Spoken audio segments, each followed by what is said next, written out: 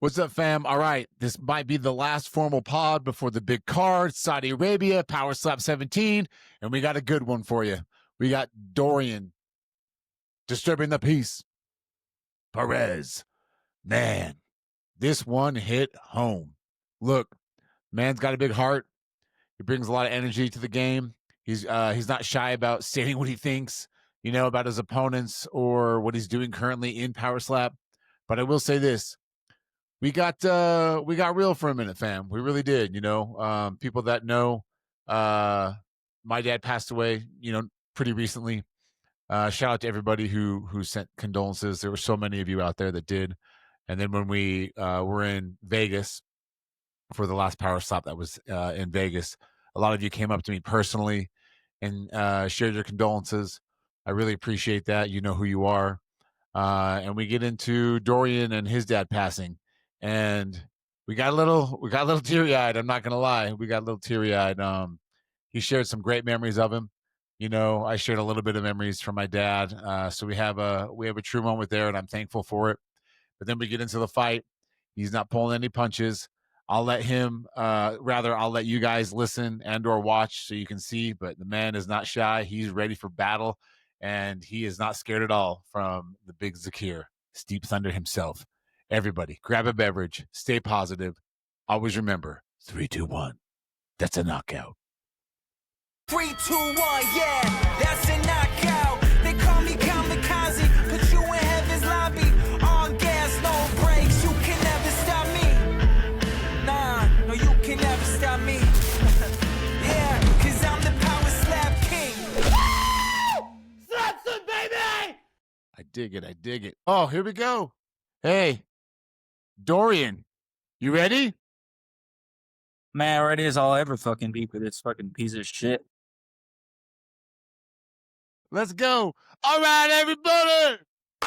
Welcome to Slapson. We got the man in the building. If you got humps, he's going to ride you. If you got a cowboy hat, he's going to wear it. If you got a chin, he's going to slap it. If you got a drink, he's going to drink it. If you got a smoke, he's going to smoke it. And if you got a Power Slap belt, a championship belt, he's coming for it. Everybody give it up for Dorian Perez. I just want to thank the Academy. I want to thank not only God, but Jesus and my mom for fucking squeezing me out. And it was worth every inch, Dude, all right, man. Thanks for doing this. I think my first question I want to ask you is, everyone talks about his power. Forget, I'm not going to get into the accuracy and all that bullshit. Everyone talks about this man's power. But I asked this man to his face. I asked Zakir about your granite chin, if he's going to move you. And I want to get your take on, do you think he's going to move you? You've got one of the best chins in the game, round for round with the DeBell, Pono, everybody. You just stand there and laugh. So is this going to be any different? No, I don't really think so, man. I'd be really surprised if it even hurts. Like, there's a lot of shit that's happened to me in life, whether it be physical damage or emotional or mental fucking damage, that has hurt and will hurt a lot worse than physical damage ever could. You know what I mean? Like that somebody can't hit me in the face is harder than I've been hit in my heart. So whatever you do to me, you're gonna need a bigger gun. You're gonna need a bigger knife. You're gonna need a bigger hand. You're gonna need some more fucking power, because it doesn't hurt, bro. I could give a fuck about that, and everybody's strong. Bell's strong. Nate is strong. Ellis is strong. All these guys are strong as fuck. I'm probably willing to bet money that the entire heavyweight division probably benches more than me, or probably squats more than me, whatever. I'm probably willing to bet money than that, but they're not me, though. You know what I mean? They're not fucking me. Like, I'll go out there with the willingness to die. Like, people would tell me all the time, like, oh, shit, you're not worried about, like, the damage that you're doing to yourself. You're not worried about going up there and getting hurt. Like, no, I'm, like, have every intention of dying on stage. Like, I'm going out there to put blood on the table to fucking, to put it all on the line. And not just winning and losing. This is, like, life and death for me. You know what I mean? So if you want to fucking come take it, come get it. but you're gonna have to fucking work for it. And as far as a movie or not, sure. I mean, the guy can like bench 500 pounds. You know who else benched 500 pounds? My dad benched 500 pounds when he was on steroids. You know what I mean? Uh, my dad was greasy as fuck when he was on steroids. My dad was puffy as fuck when he was on steroids. My dad had gyno when he was on steroids. So that's all I see in Zakir. And so like, my dad couldn't never knock me out. So Zakir could never knock me the fuck out. You know what I mean? Like, There's a dude, that's wow. How to respond to that? This might be a weird question. So when you're getting up there and you got deep there for a half a second talking about you've been hit harder in life, you know, nothing's gonna take me down, bring a bigger this, dude. Is getting up in power stuff for you a little bit therapeutic? You get hit, wakes you up a bit, and you can kind of channel all that momentum and or even rage or whatever into just these moments. yeah, usually when you go to therapy, you're paying the doctor. You know what I mean? But in this therapy, like I am the doctor, and I get paid, and I'm the patient. Like, you get what I'm saying? Like, Yeah, I hear you, man. I hear you. Yeah. therapy is a lot more is a lot cheaper than fucking actually going to therapy. And I don't want to talk about it. As guys, we really don't kind of respond to talking about it. Men don't really, there's a time and place for like emotions, but that's not really what we kind of respond to. We respond to action. Like when your wife tells you something, she's like, "Hey, this, and this happened," and your mind immediately goes to, "Well, how do we fix the problem?" Not like That's real. That's real. not like how do you feel about the problem? Because like as dudes, we kind of don't have time to fucking feel anything about it. We just have to do something about it. So like when my dad passed away, I had nobody to blame. It's not like he was murdered. It's not like he fucking, it was like malpractice doctor or anything. It was just an accident. And I had nowhere to channel that anger. I had nothing to do about it. And it fucking freaked me out for so long. And I just had nowhere to channel that energy. Like, what am I gonna beat the fuck out of the therapist? Like, I just didn't want to talk about it, But when I got into street beefs, I was like, this is where it comes out. This is where I do something about it. This is how I avenge my dad. You know what I mean? So power slap is just an extension of that. I never intended to go professional at all, whether it was boxing or Muay Thai or whatever. I was just going to keep fighting until the fucking wheels fell off because it makes me feel better. And the fact that I get paid to do it now is a blessing. And I just wish I got to slap people more. Like, I just wish I had more activity. You can give me a slap match every month. I'll be fine. Like, when I knocked out James Stoner, it was only 3 weeks after I fought Dwayne Crespo. Dwayne Crespo cracked my orbital bone. I couldn't feel any of my teeth on this side. And I knocked out James with a cracked orbital bone. Like, if James would have hit me, probably would have broke my fucking face in. I probably would have had the same injury as Brandon. Wow. But Dorian, man. No, I had the opportunity to either take a CAT scan or take another fight. And I took another fight. That's man, that says a lot about your fighting character too. You know what I mean? Like, you just keep going towards the fight. Man, I want to say thanks for being so honest, man. Like, I think actually a lot of people can relate with that. Something big happens in their life. My dad just passed, not too long ago as well. And so we're kind of going through that on this side of the table or camera. So I get that. It wasn't as outward emotion as you described, you know what I mean? But you still got to find a way to find that action and get it out. Yeah. And the fact that you found this way to get it out and, as you put it, avenge your dad, things like that. Dude, that's Dorian, man. That's real stuff, man. I appreciate that. I think people will relate to what you're saying, and that's real. Have you seen the original Red Dawn? Oh yeah, 100%. Or Swayze? Badass movie. Yeah, man. Come on. Dirty hell yeah. Dancing was in the movie. But yeah, so my dad used to like sit me and my brothers down and like we watched this movie like all the way through. And every time it was like 10, 20 times this happened. But every time you get to the scene where they go to the internment camp and they're talking to the dad and he's like, this is why I was hard on you boys. This is why I was hard on you boys. So you can know, so you can do what you got to do.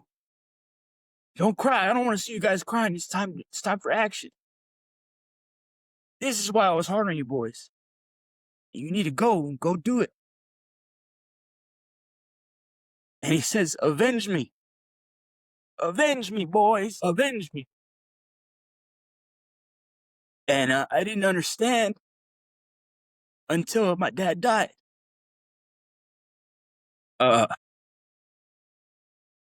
That I would feel so strongly about that, and that I would relate to that message so much. And I related to my dad more after he died because I met my dad after his dad died. Like, I gained consciousness the year after my grandpa passed away. My grandpa passed away in 1998. I was born in 1997, so I had no memories of him. But all my memories growing up of my dad, I realized looking back, like he was in pain from losing his best friend, losing his dad. And once I lost mine, I was like, fuck, I get you now. I understand why you're such a hard ass. I understand why you were fucking the way that you were. I understand you now because I'm fucking now. You just gave it to me. Like, I know, now I know. So, like, it's deeper than getting slapped in the face. It's deeper than punching somebody in the face. It's deeper than all that. Like,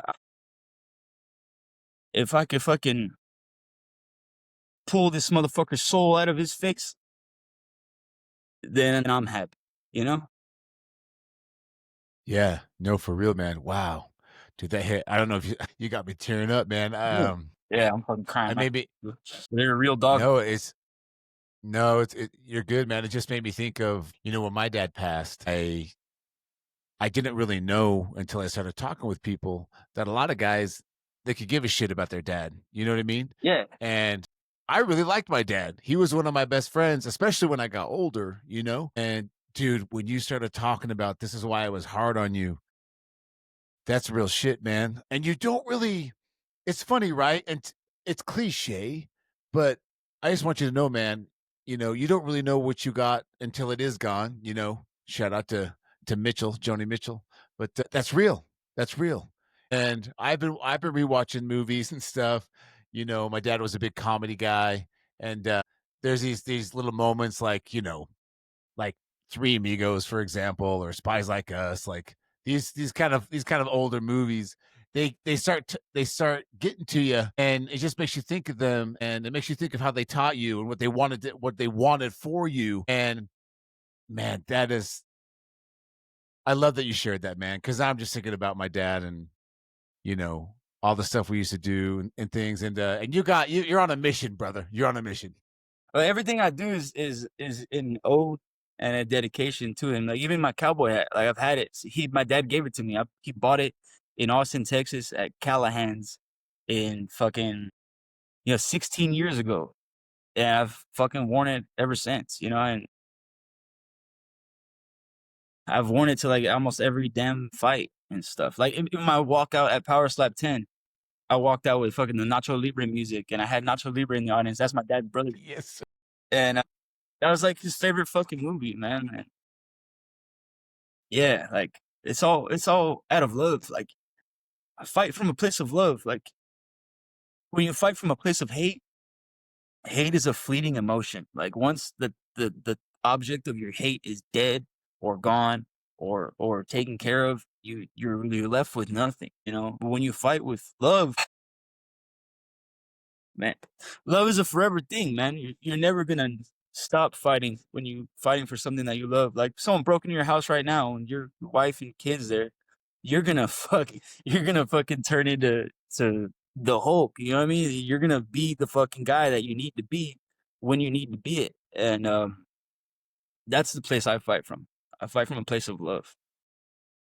Wow. Love for my family, love for my little brother who didn't have the same experiences and time that I did with my dad, and that's what really breaks my heart. And so I just I'm not trying to replace nobody. I just want to be there for him. That's why I'm not moving out of San Diego anytime soon. Until he fucking goes to college, I'm not even thinking about myself and my own life. It's more so just trying to make sure he's okay. Yeah, for sure. You're not just the brother, man. You're the father. You're the father figure. And you got to show him those roles. You got to show him, that you can do hard things, and you got to show him that, hey, I'm not going anywhere. But when you're ready, you got to go your separate way as well, man. For sure, for sure. But my dad was like always my inspiration because he was like a hero to me. Growing up, he was a border patrol agent, like the patrol agent in charge of Chula Vista Station. So like I looked at him like he was fucking the shit, like the man. Yeah, yeah. I don't. Batman or some shit. Yeah, like literally, like Yeah, dude. like he was not like literally like I say, like my dad was Superman. But here's a good example that I use is like my dad was fucking Superman, and like I'm a normal guy. I'm not a fucking Kryptonian, but with enough training, I can be Batman. You know what I mean? Yes. Yes, sir. I get it. I get it. And Man. so like that's the same thing. Like I'm not gonna. I'm not a law enforcement person. I'm not a law enforcement type of guy. I'm a different person. Like my dad taught me to be myself too. He didn't just teach me to cookie cutter and follow his own footsteps. So I found a way. I found a way to inspire my little brother, and that was through street beefs. Like, hey, look, I can do this hard shit. I can go fight these guys that are on steroids. I can go knock these guys out that are fucking, abusing steroids and they're just fresh out of prison and they're had 10, 20, 30 fights, and I fucked them up. Me, I did that shit. You know what I mean? That means you can do it too, because I started where you're at. So Do you it helps, man. It helps a lot. And it's just the fact that I was able to do power slap was just a blessing and an extension of that. And he's like way into it, man. He's like starting wrestling pretty soon. He's in high school. He just started high school. That's He's cool, man. gonna start wrestling pretty soon. He's still He's like 15 then? 14. Doing 14, got you. We fucking work out together all the time. He's like 275, same height as me, same shoe size as me. Damn. The dude is this, like, we're the same dimensions, and he's 14. Like, I was way smaller than him when I was 14, so he's gonna be way bigger than me, man. And good. Wow. He's got a bigger heart than me. And he's got a bigger fucking capacity than I ever did, and I just want to help to nurture that, Wow, man. No, I mean nothing but love with that for sure. I can't imagine. So I didn't have a younger brother. I'm the youngest in my family. Dude, I was raised by women. I got 3 older sisters and a mom, right? But you grow up and you find these connections with guys that are real, that got your back, things like that, which I think is important. And how cool is it that he kind of has that built in, if that makes sense with you? He doesn't have to go searching for it. He just got it, Yeah. Yeah, and it's like I felt like a very lonely kid too. Like my older brother was 6 years older than me and doing his own thing and living his own life. I had a younger sister who was just like wanted to rat on me all the time, and I didn't feel like I had anybody super close to me other than like my dad. But again, like my dad was a hard ass and like had stuck in his own ways too. Like I feel like I was the first like person in my family to get like super introspective about like my life and about where we're at as a family and about our interpersonal, emotional fucking relationships together and how we support each other and how we hinder each other and how do we mitigate that and how do we fucking Yeah. find a solution on that. And so like with my little brother, I just try to take the things that I like about how I grew up and try to push away the things that I didn't like about how I grew up. And that's how I interact and try to interact with him. We're all human and we fuck up, but that's how I try to interact with him and try to inspire him and help him move forward in his life and be great and successful in his life. And he is, bro. He's a way better student than I was. He's fucking way more decisive, way more confident than I was. And it's good. I'm glad it's fucking working. It's not just me either. I got 2 older brothers and a younger sister that was really involved in his life, and he has a lot of love, surrounded by a lot of love. Yeah, that's good, man. That's good, man. Because life is life is hard, weird, crazy, awesome enough to not have someone around. I can only imagine. So to have someone around for him, and it sounds like a handful of people, is huge, man. It's huge. He's 14. Does he look at you and think maybe one day I'll get up on that stage and sit across from that podium and do some power slap? He already has an offer from Frank that when No shit. Yeah, when he turns 21, he has a contract. Wow. All right. Well, that answers that, man. Shit. Shoot. And in 7 years, it's going to be so big by then, man. Like, that's going to be amazing, dude. Yeah. And I actually have another announcement. As my oldest brother he wants to do power slap, and he's a light heavyweight. Oh, okay. That's so How old is older brother? he's like 35, 35. Okay, yeah. 4, 33, 34. So he's like in that range. Yeah, man, he got in contact with the matchmakers and stuff, and they're talking right now. Nice. He's talking to Simbodi or Yeah, Erica. talking to Sin Bodhi right now. So I'm hyped, man. I know like he probably didn't want me to fucking say that, but fuck him, you know. It's done now, baby. That's my brother, man. That's my dog, and I just want to make sure that fuck he always calls me like his fucking little big brother because I've always been like bigger than him. And it's Sure. funny, like I never like understood that until I saw Isaiah. I'm like, oh fuck, I kind of get it now. Like, Yeah. like I'm inspired by my little brother, and like my older brother is inspired by me, and I just feel like it's cool, man. Like I know that there's been brothers in the sport before, but there's never been fucking 3 brothers in the sport. There hasn't been 3, man. I mean, yeah, you're right. We got obviously Bordeaux's. We got Montana's. Yeah. Who else we got this family in here? I know Darren Godfrey, his wife. She's a fighter. Hawaiians. Oh, 100%. Yeah, of course. Dang, dude, that's cool. Yeah. So no matter what your future holds, this is going to be kind of a family affair. I love it, man. Yeah. I told Isaiah, I was like, bro, you better fucking work your ass off in wrestling and Muay Thai. And when you're 18, we'll fucking try to get you a UFC contract because you're better. You're Hell better yeah. than I am. You know what I mean? You're not saying you're above power slap. If you want to do power slap, do it. But you have the capacity and the youth to be able to fucking go and do that and go and work hard at being a fucking MMA fighter. Because if he's already doing Muay Thai, he's already done boxing, he's already joining wrestling, he's already done jujitsu. Like, bro, you're way light years ahead of me. He started that shit Yeah. when he was 12. I started boxing when I was 23. He's gonna Wow. by the time he gets to my age when I started, he'll have 10 years of experience on me. You know what I mean? That's So- real. So 10 years, 10,000 hours on top of Big Brother. I mean, he's going to be a force to be reckoned with, man. yeah. So by the time he gets to be 23, he'll be a fucking machine, you know. So I say fucking shoot for the UFC contract. Me and Big Joe can take care of the power slap. You go to the I love it, man. I love it. Well, hey, dude, the time is very close. We know what you did in your last match. I think everybody wouldn't mind seeing that again, if I'm being honest. It just feels like they had this up-and-comer show up, right? And so now you both have this opportunity, you to prove, hey, I'm the vet, and for him to try and prove, hey, it's my turn now. But I you're like almost there, man. You're almost there, and it's going down. I can't wait. I like that he has this little false sense of confidence and shit because who has he knocked out that has gone the distance like I have? Who has he knocked out that has the knockouts that I have? Who has he knocked out that has the mode of existence and the mentality that I have? Like, not really anybody, right? I don't give a fuck if he's undefeated or not. And he's really not undefeated. Somebody just showed me a video the other day. He lost a slap fight. That shit got buried, but he lost a slap fight before he got to power slap. But like, I've seen you lose. Interesting. And I've seen how you lose. I've seen you don't like to get fucking hit. At the end of the day, you're just a fucking bitch. Like, you're big fucking bulbous bitch. And then when he lost to Bryce of his own fucking volition, he wanted to fight Bryce in the back. Bryce didn't do anything wrong. It wasn't his official call. It was the official that called him. And he wanted to fight Bryce, and Bryce is all fucking concussed in the back. And you want to fight him? That's fucking bully behavior. You're trying to get your fucking way. You're a petulant fucking child.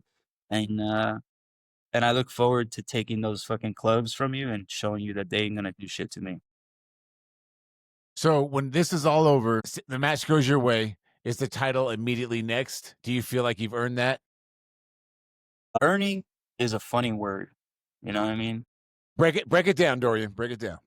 Earning shit is a funny word, or like deserving is a funny word, you know, because I never looked at myself as deserving anything. I just take what comes as it comes. You want to give me fucking 5, 6 more fights before the bell? Want to give the bell all the time in the world to get bigger and keep ducking me? Please, let it happen because it's just gonna make it that much more sweet when I take the belt off his fucking corpse. So it doesn't matter to you. You just know when it comes, you're going to be ready for it. Yeah, I love it, man. that's all Bell's been doing is Did you fucking happen to see getting bigger and trying to put on Mac size. McKinney? What's that? Oh, sorry. I lost you for a sec. Are you there? Yeah, you coming in a little robotic. You sound like a Decepticon. Get down. Yeah, no, you're back. You're back. You're back. Okay.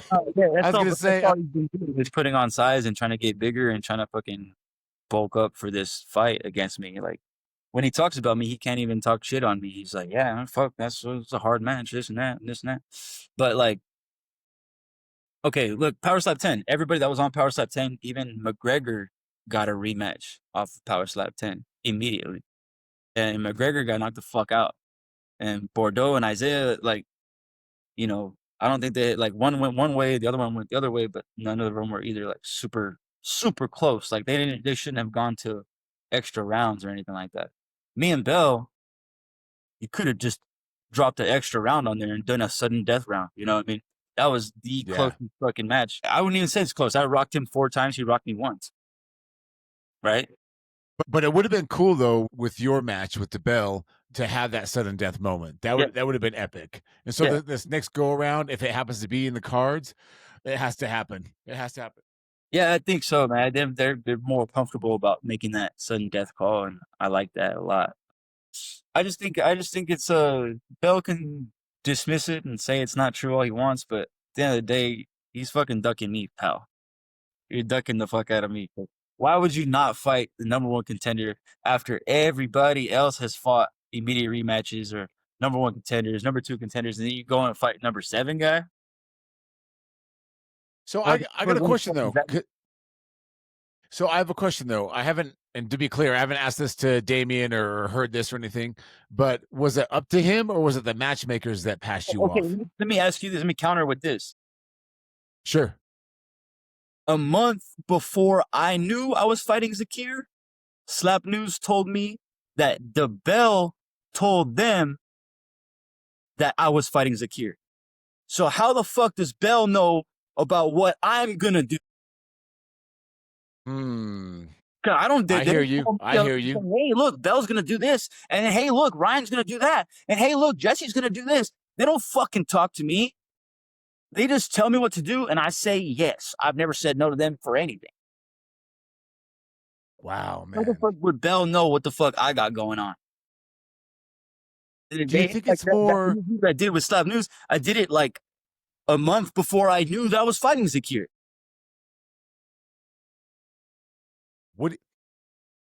Wow, man. Do you think it's just... So here's my take on it. A month before I was supposed to know that I was fighting Zakir. You know what I'm saying? Got you. Months later, they sent me the contract. Hey, or they sent me a text. Hey, we're thinking about you versus Zakir. And I just replied, of course, I would love to kill your little fucking hype train. And that's it. That's all. Like, that's our level of correspondence. And they sent me the contract and I signed it. Wow, man. I can't imagine how you felt in that moment because from your perspective, you're thinking, okay, shit, what's really going on behind the scenes, right? And I mean, interpersonally, I'm cool with the Bell, but there's like a level of I don't know if you want to call it subterfuge or a level of lying going on. Because how the fuck would you know that me, number 1, is gonna fight him, number 6 or 5 or wherever the fuck he is, right? After I had already defended my number 1 spot against Pono, and Bell, he goes and fights fucking number 7, who's even ranked lower than fucking Zakir. How does he just make these calls and he's just right? So obviously he's talking to somebody and they're fucking letting him know and they're giving him a choice and saying, no, I need more time. I need to get bigger and stronger to fight Dorian. I want to knock him out. I want to defend my belt. I can't lose. Oh my God, what am I going to do? My whole identity is tied to this belt. Oh my God. Like, that's his level of thinking and understanding about how this shit works. And I have my own level and understanding about it. So you don't think it was just a moment of, hey, I've been a pretty active champion. I'm just going to take this little skip in the road and then we'll get back at it? Fuck no. Because why wouldn't they give Bordeaux that grace? Why wouldn't they give Trujillo that grace? Why wouldn't they give, all these other champions that grace? You know what I mean? Fair, fair. Dude, quick pivot real quick. Speaking of True Ho, who's gonna get that guy next? Like I don't know. McGregor took him the rounds, right? But then who's next? You know what I mean? I was thinking about that the other night. Like, but who's next for that guy? I think we're just talking about an obesity problem in America. Yeah. Yeah, there's an obesity problem in America. There's not enough 155ers. Dude, there we did it. There we did it. I was like, what the fuck? He's not fat. There's not enough of them just in America in general. You got to start. Yeah, I think Got you. it's going to be somebody who's going to give him a challenge is going to be someone who's like coming in totally different. Like he's used to fighting MMA fighters and boxers and people in the States. It's got to be somebody different, like a fucking Shaolin monk or like a samurai or like a fucking alien. I would love to see him against a monk. Yeah, yeah. Floats on out, you know? I had a little sparring match with a monk right here. He's not a monk. He's like more like a fucking Shaolin guy. The guy that's like bending spoons with his fucking mind and shit. Oh, I've seen that shit on the internet. You think that's real? No, I'm making a joke because he's like bending wrenches with his palm. Got you. I wasn't joking. I saw that online. That was a real thing I saw. I think how they do it is like their thumb and then they bend it with their trigger finger. So like, they bend it here and then just like that. I mean, but yeah, no, we're not talking about that. But he's cool as fuck. He doesn't speak a lick of English, but we understood each other perfectly. We speak five. So we were just fucking sparring and laughing and having a good time. He started throwing some jumping, spinning shit at me, thinking he was gonna stump me. I started throwing jumping, spinning shit back at him. It was a good time. I love it, man. It looks like it's been a good time, all week in Saudi, man. You guys are kind of going out, seeing the town, riding camels and shit. They're taking care of you, yeah? I rode a fucking camel today, bro. That was insane. Is it the most awkward thing? I was like, nah, that was cool. It was just okay. Like a cruise. You're just like going like 1 mile an hour, just chilling. The camels chill. They got little like homemade sewn muzzles for the ones that are aggressive and shit. It's fucking great, bro. The one that I got on did not like the fact that I was on him. He was like, my fucking knee. This is my hump. Get off. Yeah, this is fucking hell. My ankles.